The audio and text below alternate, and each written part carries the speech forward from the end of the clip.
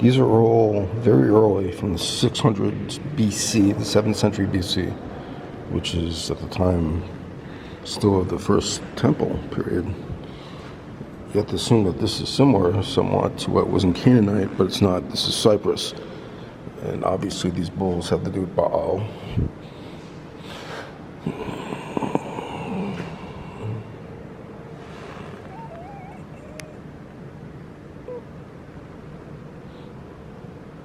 It's a little surprise here from the Met, a Phoenician vase with ancient Hebrew or Aramaic, not Arabic, Phoenician lettering on it.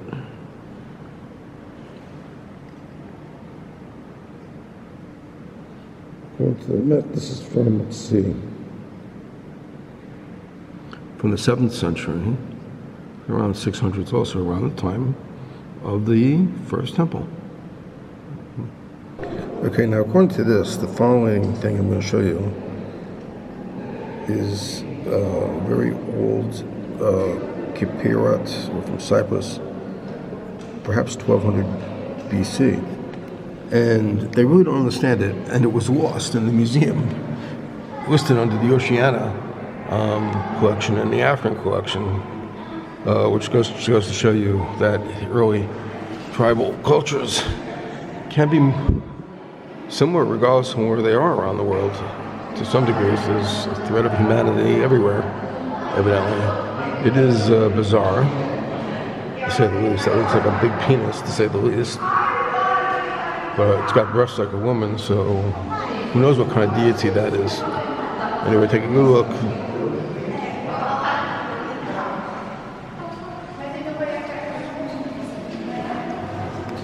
Now this is dating back even earlier to the early Bronze Age, 1230 BC, which would be deep into the time of the United Kingdom of Israel. And this is interesting because it says it comes from Tel Al-Yehudiya. I have no idea if that is related to the word Yehud. It might be, may not be. That is a familiar design, though, in Israel. You see that one frequently.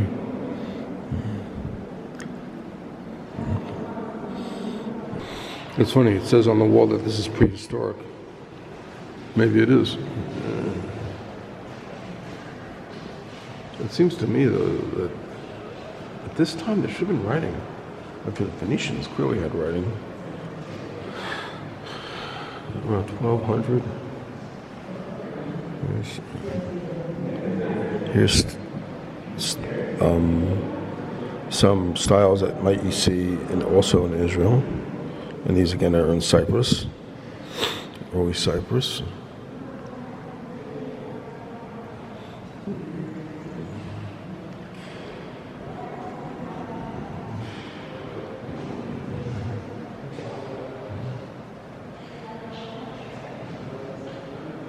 Here's some gold work.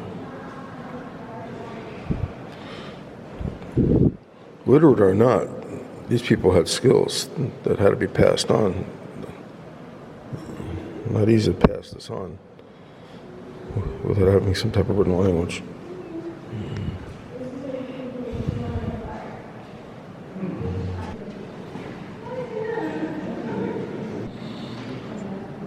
So this is kind of cool. This brown shovel here is interesting because this is from about 1600 BC. So this would not be much different than what you may have seen, for spices at this temple. Okay, so these seals date back to the time of the first temple and even before that. Time of Ava? I don't know. 2nd millennium BC. Very early. So much for being illiterate. It's hard to do these kind of seals without having some meaning behind these pictures.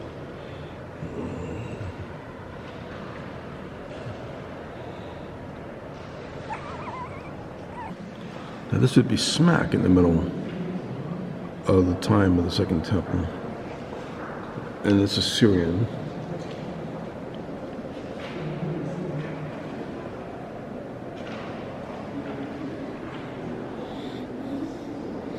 This is also Syrian.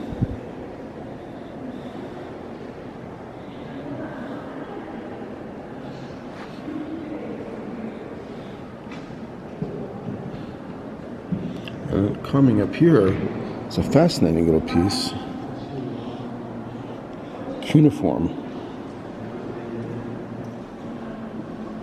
from Usher to Antalya, asking for a building to be set, according to this, dating back to the time around the first temple. Before that, maybe.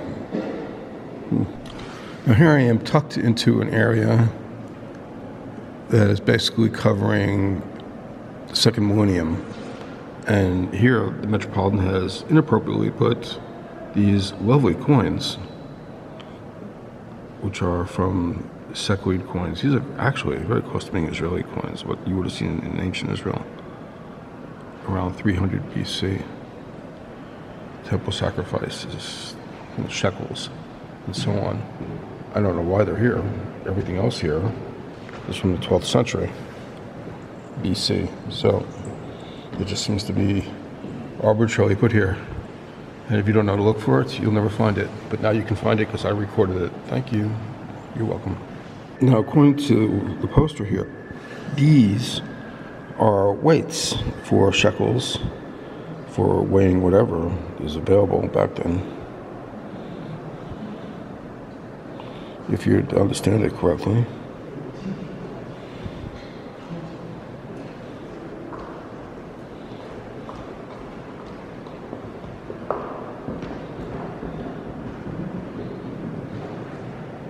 And here are more weights.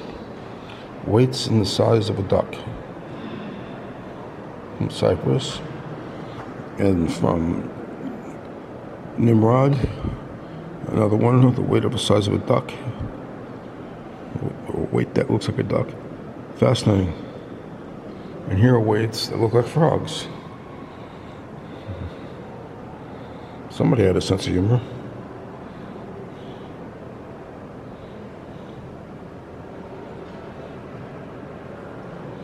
And it says, a frog waiting 10 minutes, a legitimate weight of the god Shamash, belonging to the immigrant son of...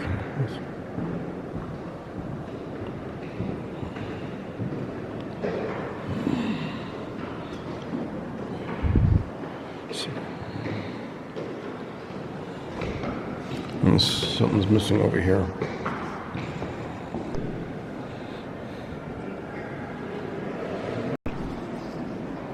This is what they call an incarnation jar with Aramaic inscription from the 6th and 7th century. Clearly, it looks like Hebrew. You can see a lamed, a couple of rashis. It's fascinating, like Syrian-style Hebrew. There's shin, a resh, a pei. Yeah, this is definitely Hebrew. I mean, it's very similar to what we use today. And this is supposed to be from the 6th century. Look at that. Lamed, Ayin, Vav, Nun, Yud, Zion, Yud, Chet. I don't know how this is Aramaic. This is Hebrew. You don't know what this says.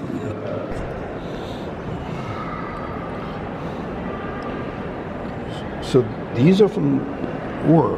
There's not much here from Ur. The real collection of Ur is in Philadelphia and in the British Museum. But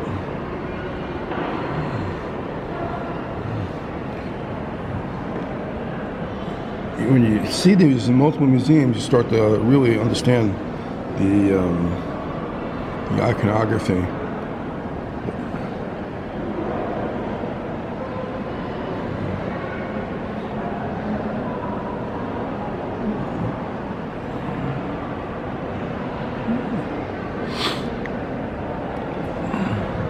What's interesting here is that the sensuality here is gentle, which is not what you might think.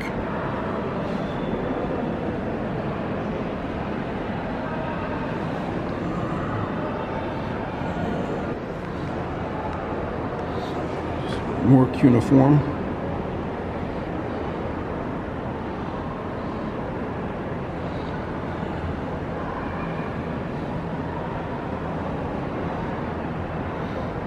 These are widowy letters written from one person to another.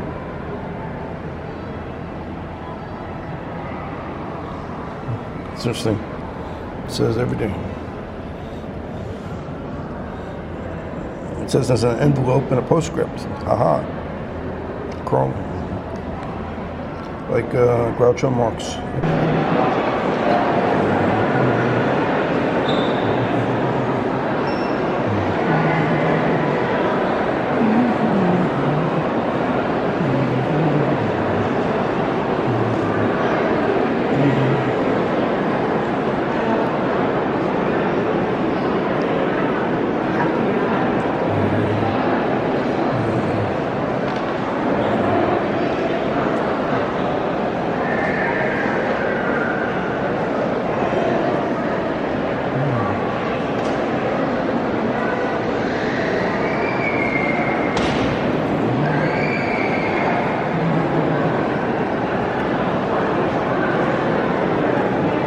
So now I'm in the Indian section.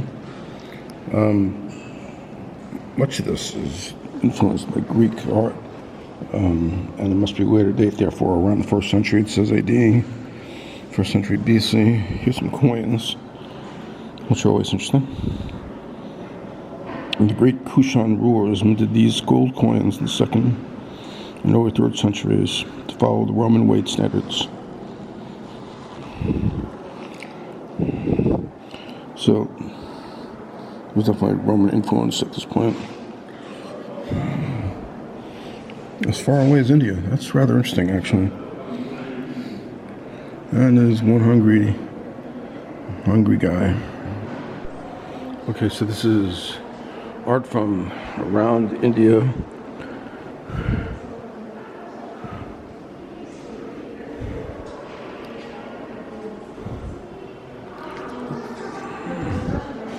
Around 3rd century AD. The Convention of the Ordinance of Nada.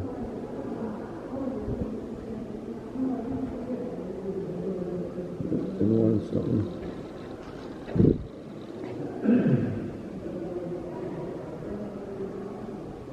It's extensive art, rather folksy, I think, but they're very iconographic. Not very fluid-flowing like later Western art. Okay.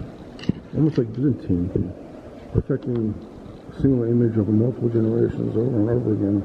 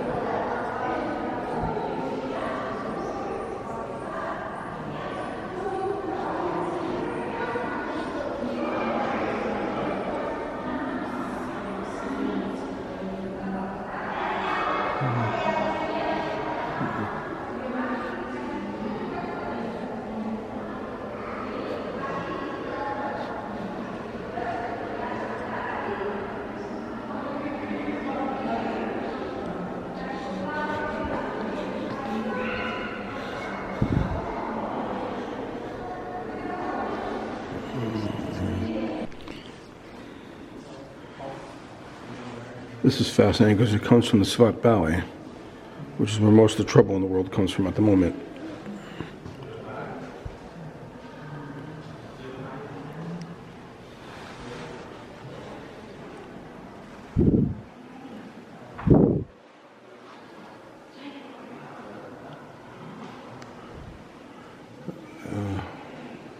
Hindu symbolism. It was one of the nastiest Islamic enclaves in the world right now.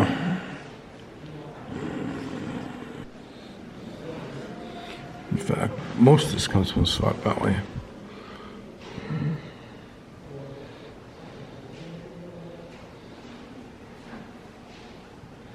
Early 8th century.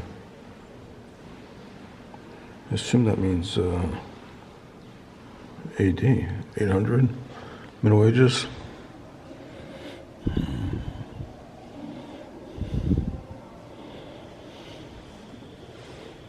The 9th century.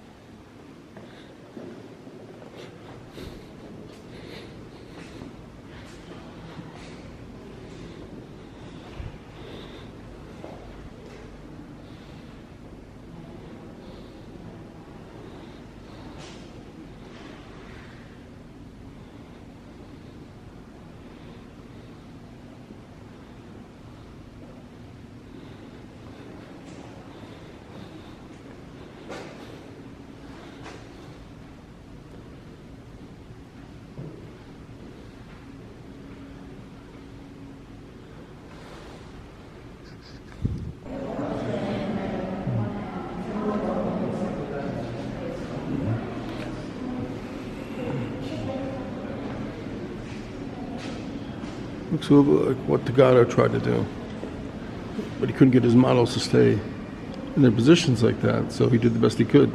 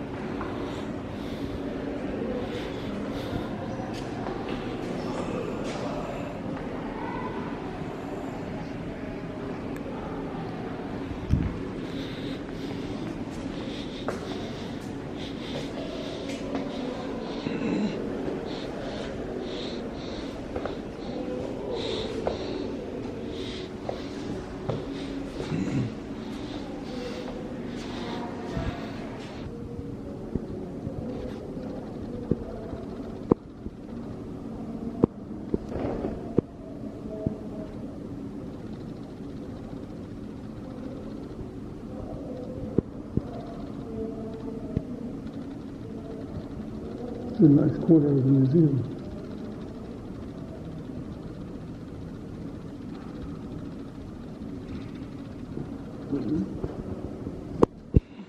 I mean, this is just looking at it.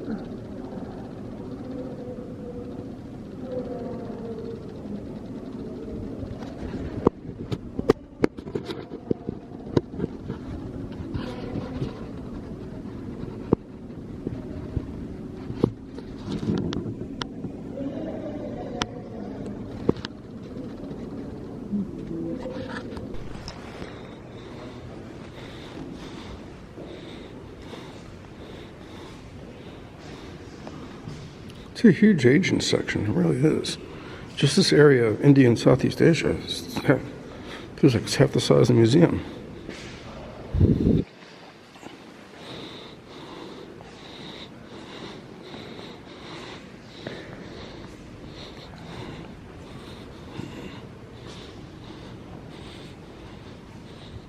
And it just goes on, and there's another floor.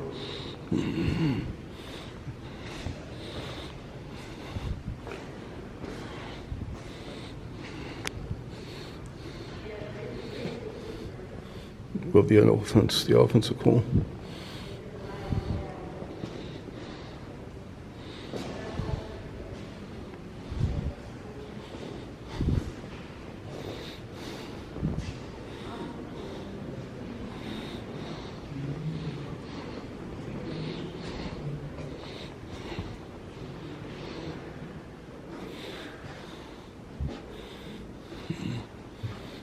Taiwan.